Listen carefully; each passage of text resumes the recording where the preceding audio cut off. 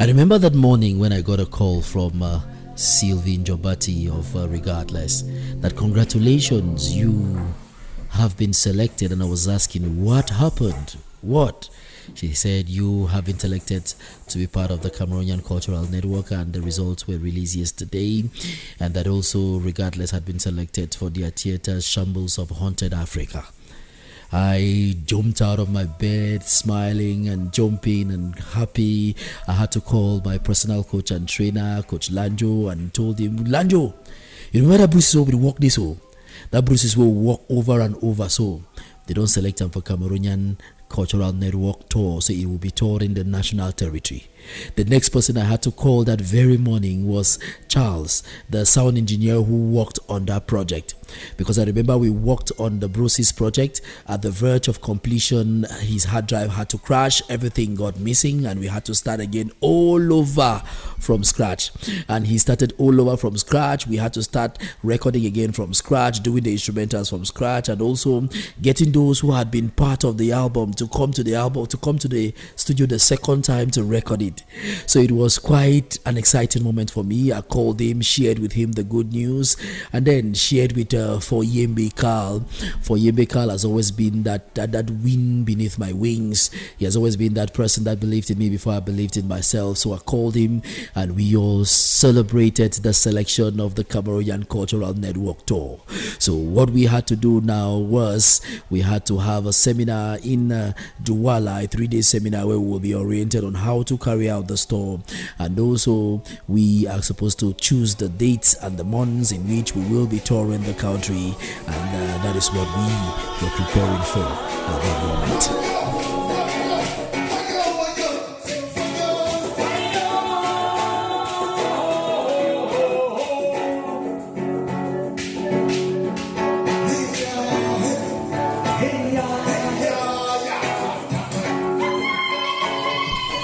So the day for the seminar came, we went for the seminar in Douala, and it was magical.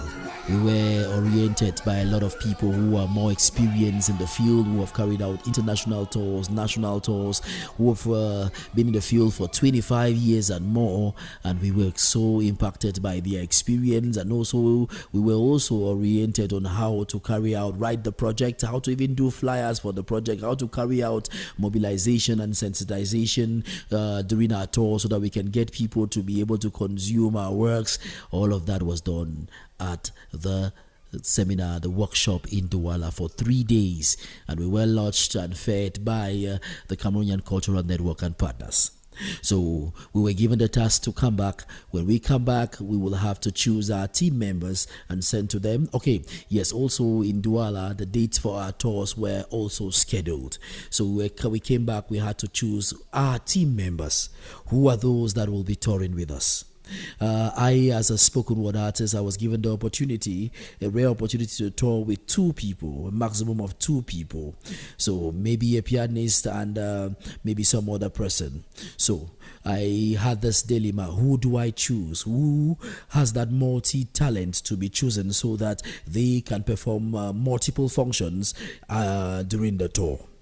So when I looked around, it took me back to my first album, Dark Light, that was recorded at Bahoud Records, and those that were part of that team of that album, I realized were the most multi-talented people I'd ever met. And the guitar, the percussions for that album was done by Mark Bila. So I remember that is a multi-talented big brother. So that's why I called him and said, Magbila, are you going with me? And he said, Mottanni, let's go. The next person I had to call was the multi-talented Kishel, because Kishel has quite a number of skills, both soft skills and hard skills. When it comes to manipulating machines, when it comes to setting sound, when it comes to sound engineering, when it comes to singing, when it comes to the guitar, when it comes to the piano, I said that is the kind of person I will need. Then the last person we needed to add to that crew was a female to make a balance. So when I spoke with Magbila said, get to Leonette. I thought of Leonette, but I thought maybe she will be too busy to be part of the store. And I remember that she was the female vocalist, the main female vocalist in the Dark Light Poetry album.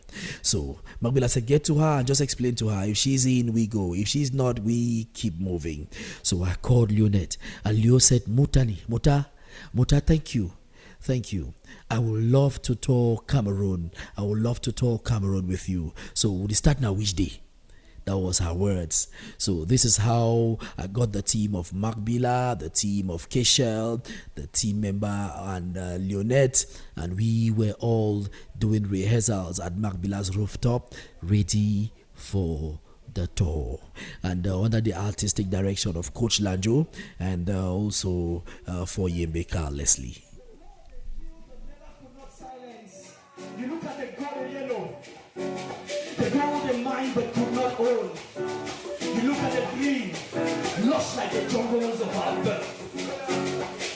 So today, we have come. We have rehearsed for over 2 weeks. And the date for the first show was approaching. It was 27th of August, and it's supposed to be at Paul at Cam in Bertoua. So we rehearsed, and we agreed that we are going to leave Bamenda by the 25th or by the 24th, so that we reach Yaoundé on the 25th, then take a bus for Bertoua so that we can be in Bertoua by the 26th latest, so that we can get acquainted with the town, get acquainted with the space, get acquainted with the people there, and have our show on the 27th. So we prepared, and as the creator and the universe would have it, so whatever has to happen will happen. On the eve of our travel, one very important member of our team said they could not travel to Bertoua.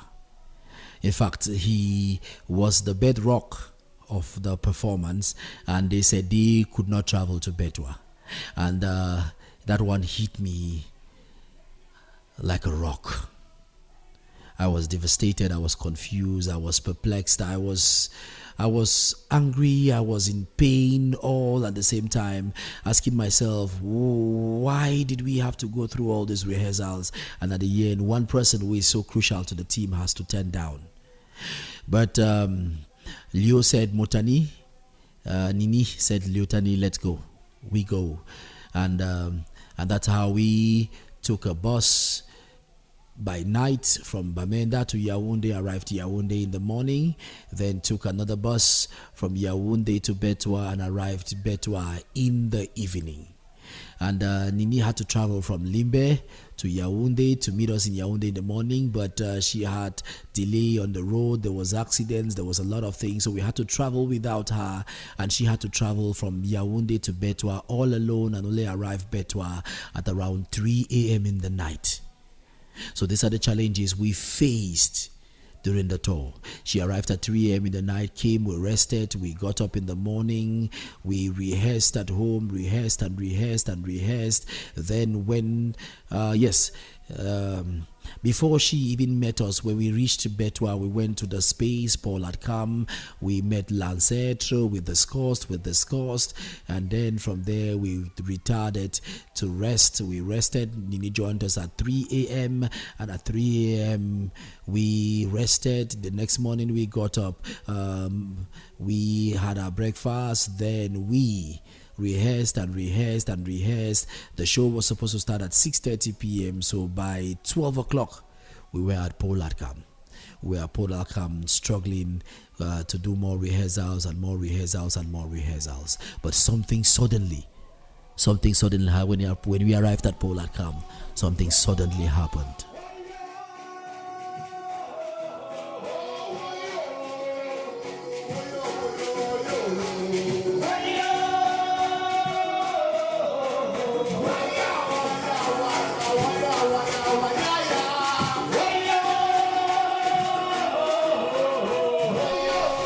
When we arrived at Paul Atcam that afternoon, that's Saturday afternoon, yes, we arrived at Paul Atcam, every equipment was available. Every equipment for sound was available. Everything was brought to us and said, these are the equipment. But unfortunately, the sound technician, the sound engineer was not available. The sound engineer was not available. And none of us there was equipped to handle sound except the person that turned out that could not travel with us. So at that point, the pressure mounted again. After we had to figure out how we were going to do the performances, we had our lead instrumentals. We figured out how we were going to do even performances that he was leading that him. Then came the problem of the sound, setting up the sound. The sound engineer wasn't available, and we even tried to communicate and see if we could get another sound engineer in that time to come set up the sound, but they were not available. We tried also to see if we can get another person that can replace our friend that wasn't able to make it to Bertoua. We tried and called. They could only be there. The person could only arrive at 5 o'clock when the show started at 6:30. So how do we get them on track? About close to 10 poems that were supposed to be performed. That was another challenge. So at that moment, the sound stood in front of us. We had no other option but to go to University of YouTube, find out how to set sound, and do the best we can. I say, man, do magic. Wonderful thing. Connect you one mover. We struggled and set something up. At least the microphone could speak, and at least sound could be heard or played from the machine, and the guitar could sound and the piano could sound. Then, like 30 minutes to the show, the sound